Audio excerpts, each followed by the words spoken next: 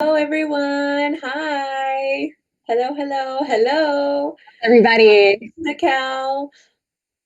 I'm so excited. I've got some exciting news to share with you. This is the first time ever that DPAN and Convo have partnered with captions and voicing. Yay. Right. Cool. Yeah, my name is Sheena. That's my name sign. I've been a hairdresser for almost 20 years. I own my own salon. I've done that for about 19 years. Pretty cool. What about you? Anybody there? Can you I can use? go first. Uh, oh, yeah. This is Rebecca. I've been a stylist for 15 years. I had a salon for 3 years, but I used to do mobile salon work for 13 years from Philadelphia. Now I'm in Baltimore, Maryland. All right. My name's Ruben Yunayev. I've been a hairdresser for 15 years, but I've owned a business. This will be 12 years that I've had my business. It's been a wonderful experience so far, extremely challenging. You know, it's the difference between working for someone where you don't have a lot of responsibilities and then all of a sudden shifting your responsibilities and now you have your own business.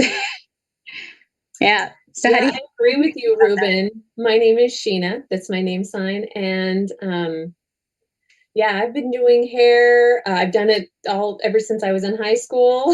So it's been like over 15 or so years now. I've owned my own business as a hairstylist, probably just about 6 years now. So it is a lot of work. There's a lot of responsibilities, a lot of challenges that come along with that. Oh, I did want to mention that I'm in Louisiana. I don't have a big business like the rest of you do. Sheena, did you say where you were working? no pressure. This is Becca. Are you talking to me? This is Ruben. Sheena? Oh, yeah, I'm in Virginia. Oh, wow. Yeah, I'm actually specifically in Richmond, Virginia. Ah, okay. Cool. Cool. Yeah, I'm in New York, Long Island. So it's not in the city, just a little bit outside of New York. It's about a 35-minute drive to Long Island. It's nice. A lot of houses there, residential area, and it's where I have my salon. It's a really big community over there.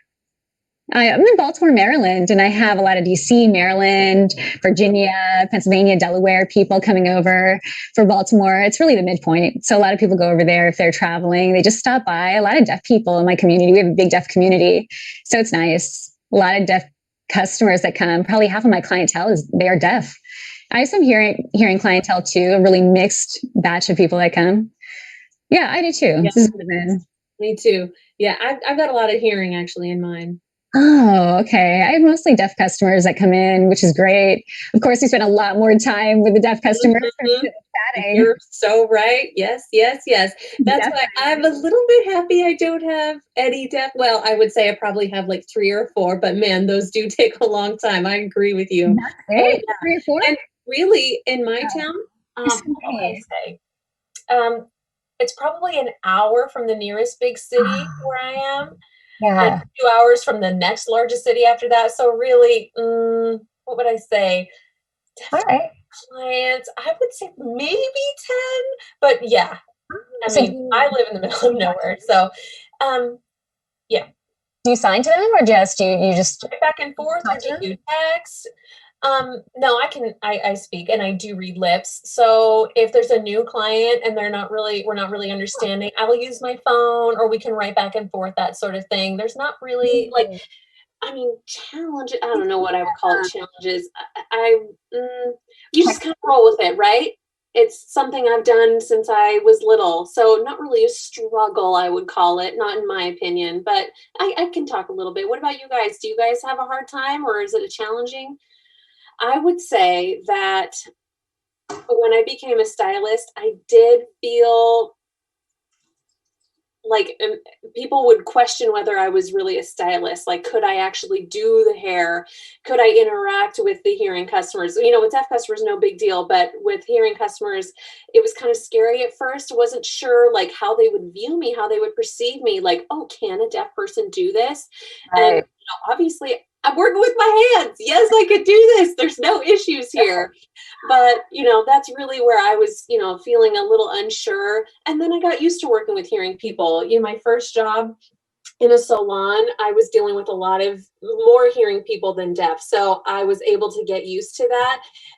After a couple of years, really, I got some clients who were deaf, and they were shocked that there was a hairstylist in Richmond that was deaf as well. And so I would get them kind of coming ones and twos and then more and more. So there's been a lot of, a learning curve there about getting to know each client and understanding their hair types. Everyone's a little bit different about what they have. Yeah, ironically, whenever you cut hair, you can't talk at the same time anyway, right? Regardless of whether you're deaf or hearing. Ooh, big positive, I would say. Whether you talk using speech or you sign, you're not looking at them face to face. So you can't do that while you're cutting hair. People think it's easy to do that, but it's not. I focus on my job first, and then I'll chat with them.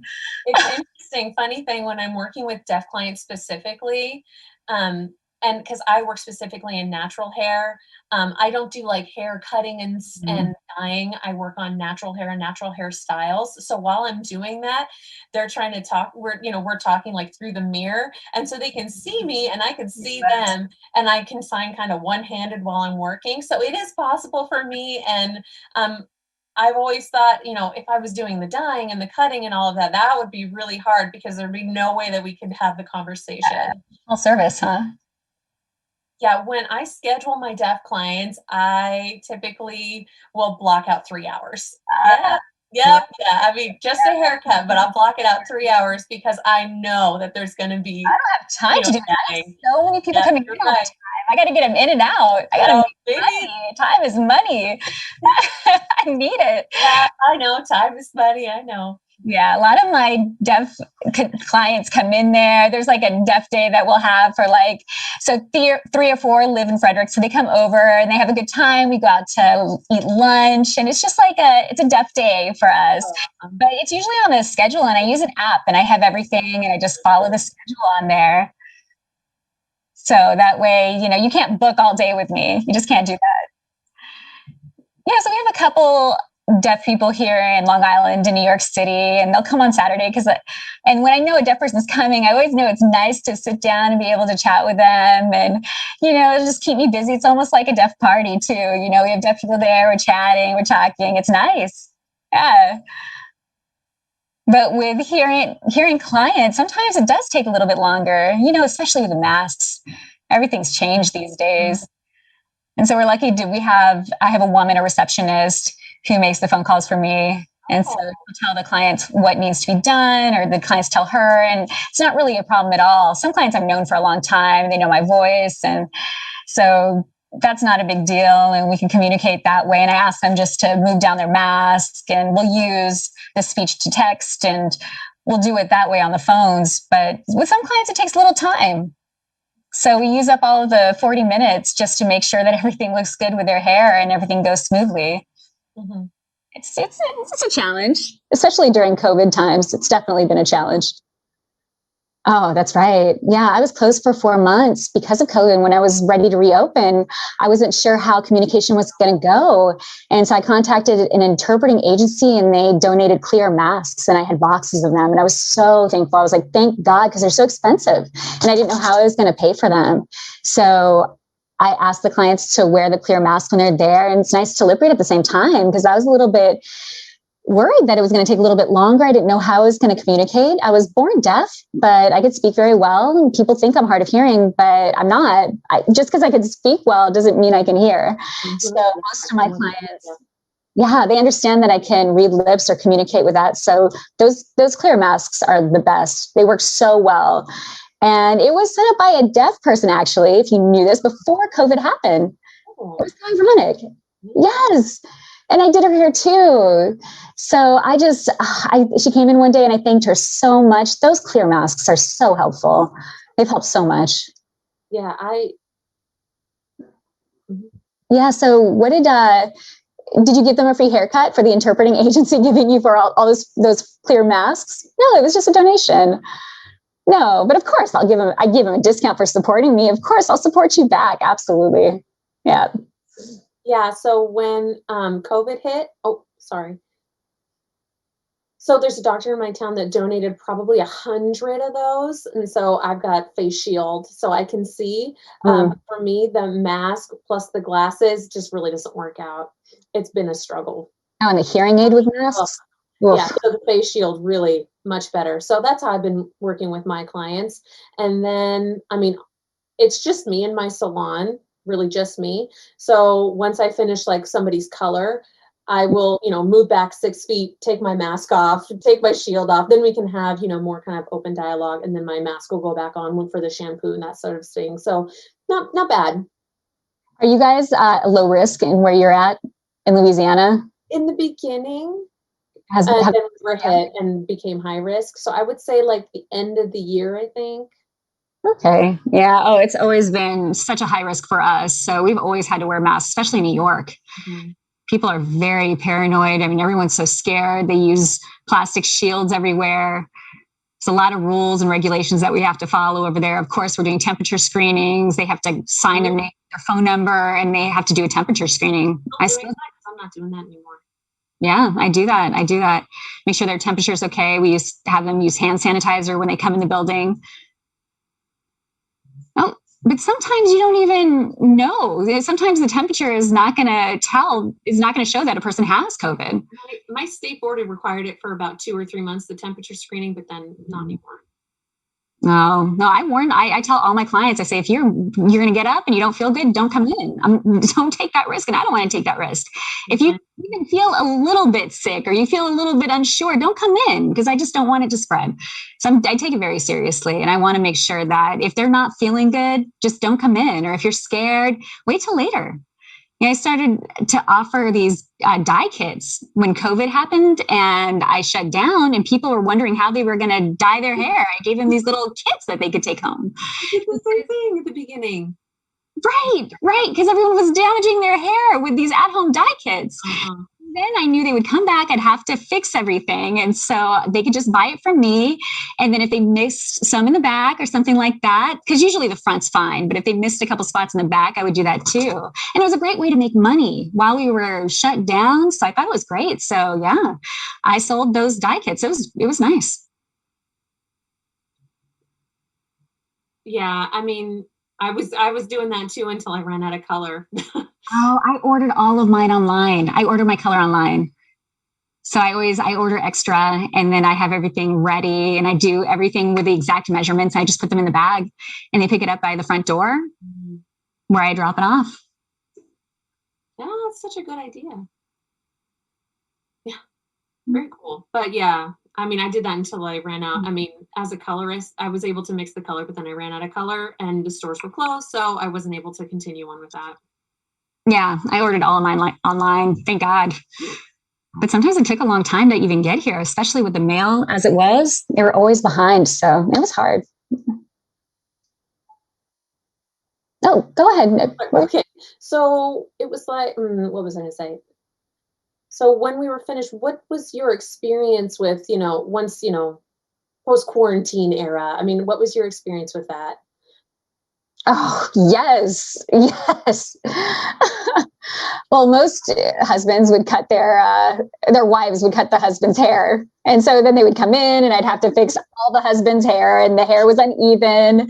And some of these young girls would come in and they had knots in their hair. And so we had to tease it out. And I had to put a whole bunch of conditioner in there and I had to make sure that I was teasing it out or cut it off. So that was a fun experience. It was a lot. There was a lot that was going on. I mean, it was hard times, especially during quarantine. And people were dealing with I had a customer who wanted some color. So I understood, what was going on. They bought box color, they bought box dye. I get it. And I agree with you. I understand, but it happened. So, okay, I would just say, I understand. So they came to my salon after the quarantine period was over and they wanted to be blonde. And I had to tell them, no, that's not possible. Right, exactly. And they weren't really happy with that, but it was like, come on. Sheena, did you want to say something? What about your experience? Yeah. So I would say that once COVID hit, I wasn't allowed to go to work. My boss, I was in her salon and I was working in her salon. And so she said that she needed to close the salon, which was fine. So was out of work for probably 3, 4 months. When we went back to work, probably, I think it was June, something like that, back to work, sometime in the summer. But before that, everything was closed and clients were, texting me saying, "Oh, I need to get my hair done," and all of that sort of thing. But super lucky that I actually has my own small salon in my house. So I was able to do it with mask on and tell my clients that they needed to have their mask on, if you're sick, stay home, that sort of thing. So was able to do something like that. And, if something was wrong, with their hair or whatever, I could do the braids or whatever style they wanted to do. And for their event or whatever was going on, because maybe they had a special event going on. Sometimes things happen that are only, once in a while. But a challenge that really came up was a couple of times I would have a client come in for the day, go home thinking they were happy, but like my salon and my house are really close. They're not like, my salon's not in my house. My salon is like right next to my house, which is really good because I don't want, after my clients came, I was able to wash and kind of sanitize everything, which, obviously needed to happen.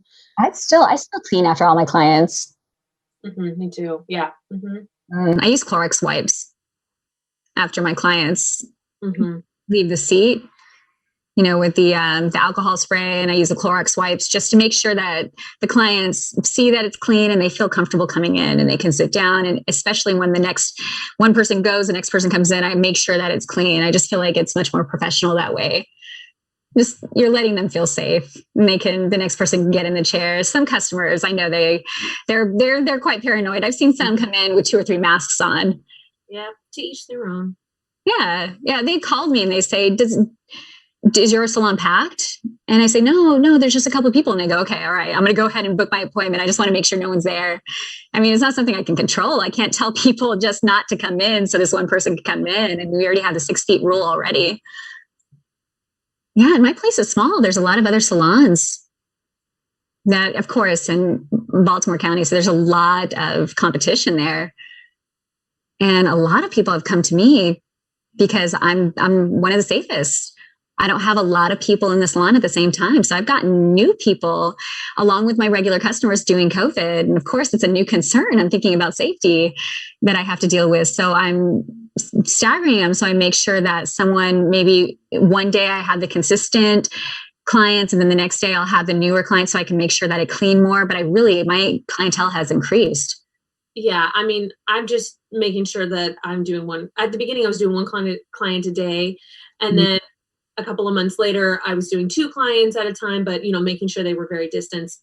I'm not accepting new clients at this point, and I'm not accepting walk-ins because I'm really just not sure if it's safe.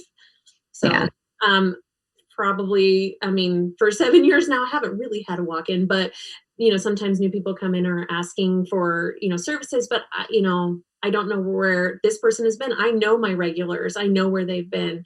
But right now I'm not accepting new clients. So. In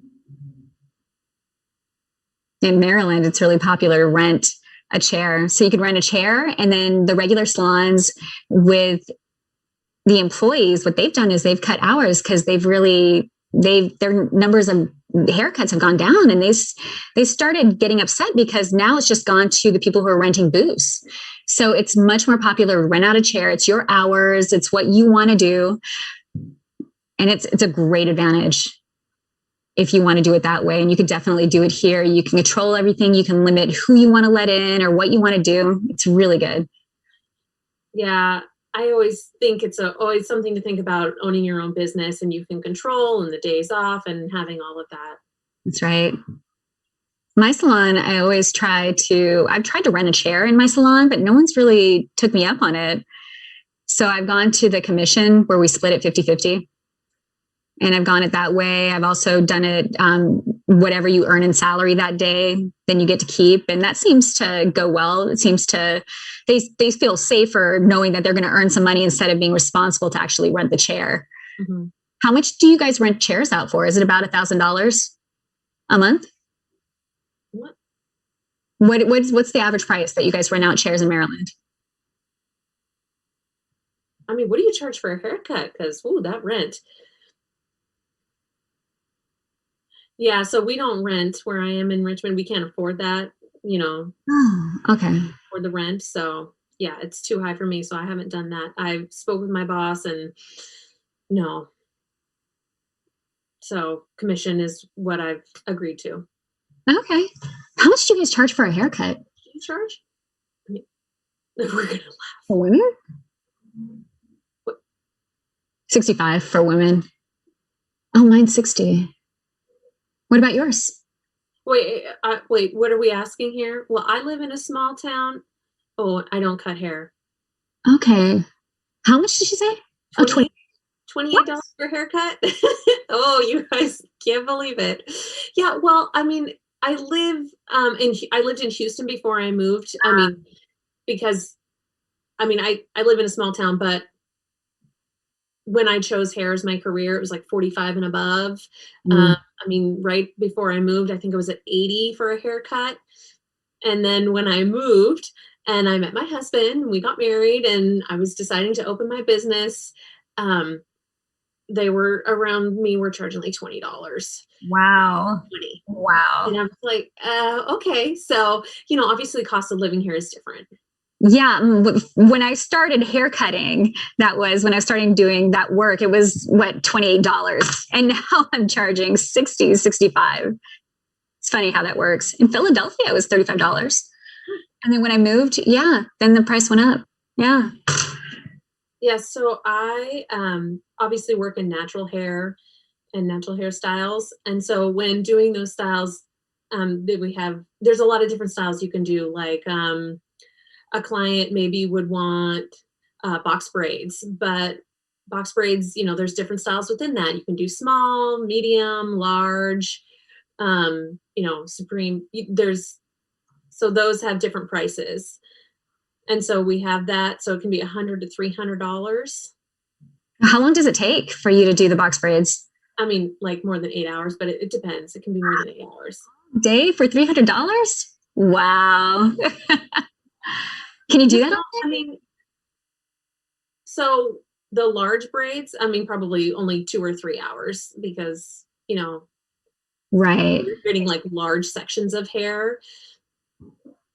When you do it with that. But if you have like a medium, it could probably be like 5 to 7 hours. It really depends on the person's, like kind of the size of their head, and all of that. You should charge more. I agree, Ruben. Definitely. Yeah, I charge $350 for like hair straightener. Mm-hmm. I'll do that for 3 hours of work. Yeah, and I'm like, that makes sense. It's a long time. And then I'm on to the next person, but all day for $350. Wow. Mm-hmm. Wow. I think you deserve more. You have wigs, right? Yeah, I do. I make them from scratch. Let me show you one I made. Is that real hair? It is. Yeah, it is real hair. Is this from your clients? It's human hair from Europe. And I make the scalp piece. I add the hair, I dye it, I cut it, I measure a person's head. So when I moved to Maryland from Pennsylvania 15 years ago, and a lot of young people are losing their hair, I noticed. Mm-hmm. And so they're starting to use flash, which is this is the word that we're using now for wigs. So wig for me is a full head of hair. Flash is just a partial. So if people are losing hair in parts of their scalp, then we'll go ahead and use a flash. And we actually use that with your regular hair. So it'll blend together. And it's become so popular these days. And where did you learn how to do that? Oh, I took a class. They have those. Mm-hmm. And they give you a kit, and so you can learn how to do that. I could teach you guys if you're interested. Mm-hmm. Yeah, you should come take a class with me. But so with the flash, with the wigs, even I'm a free green stylist. I don't use chemicals. I go very natural. So my dye is all natural that I use. My hair products are all natural. Everything is natural. So when I made wigs, I wanted to help people, especially young people who are losing their hair. I wanted, if they were having to use a flash for the rest of their lives, I thought that would just be ridiculous. So I decided to make my own line, and now my clients' hair are growing back in. They don't even have to use wigs anymore. What kind of products are you using? I'm using Monet. Oh, I've heard of that. Okay. Yes. It's the best. It is so good. But you have to stick with that system, right? You can't like go back and forth. Right, right. But it's completely natural. So it's a permanent fix. This is the only company that will actually fix everything inside the roots, in the bulb of your roots. So your hair grows so much stronger than it did before, and your hair doesn't fall out as much, and it's anti-aging. You know, the older you get, you start to lose your hair a lot more. So this really helps make your hair stronger. So I'm using that. I'm using wigs, but actually I'm not using that much anymore. I'm using this shampoo line, and people love it. So that's the really nice part of this. And on my website, I talk a lot about that. I talk about hair growth. And so you can go ahead and look on my website, and it'll give you all of the information on Glam by Becca. And I do everything natural. It's great. It's great. Amazing. Okay. I've used the oil, the Monat oil. I have the miracle oil. Yeah, I do. I have it here. I have the I haven't used any essential oils. nutrient color shampoo, the vegan one. Yeah, vegan products here as well. We use essential oils. Yeah, Jacqueline Pro is my favorite. It's my favorite line, my dye line. You like that one? Yeah, Jackie, it's one that was released about a year ago, and I think it's a great product. And it smells so good, right? Oh, it does. It does. It smells like coconut. It smells great. Yeah, I use Kenra. My color I use Kenra. I really like it. It feels more warm. Yeah, I used to use that. Yeah, or Warm Plus, whatever it was called. Right, right. Yeah, the color does come out more warm than it does cool. That's right. Sheena, do you use a color line? What is it? Maybe use a bunch of different ones. It starts with a D, and I can't think of it. But I literally just dyed my hair. You could see it. It just happened. Oh my goodness, I can't think of it. It's gone. It's just not in my brain right now. But it is vegan. I always use vegan products. You can see that I just dyed my hair, but I prefer to. Are all your products vegan? I dye my own hair, but I don't do any sort of dye jobs on my clients. It's not something I'm ready to do. I don't use any chemicals. Okay. So you dye your own hair and cut your own hair? Yeah, I shaved it. I cut it. I do everything myself. Nice. I do the same thing. I do that all on my own. Yeah, and I cut my own hair. It's so easy for you, Ruben. Yeah, I can't cut my hair myself. I am able to color it, if I want it a little bit lighter. But don't look right now. The roots are not so great. But during quarantine, I did all my lightening myself. Well, one time something happened, and I was thinking, my clients can't have their hair done. So I guess I won't do mine either. And then when I got back to work, I saw that I had major grow out. It was like down to here at like 2 inches on my roots. So I was suffering along with my clients, I would say. Right. Let's see. Yeah, I think we're almost out of time. Well, I'm happy we all got together and we had this chat. I really enjoyed having this conversation. It's been wonderful. I really want this to grow bigger. I want to see deaf people doing makeup and nails. This is really cool. Yeah, I agree. Great. Bye. All right. Nice meeting you all. It's been a blast. Bye-bye. All right. Bye. Bye.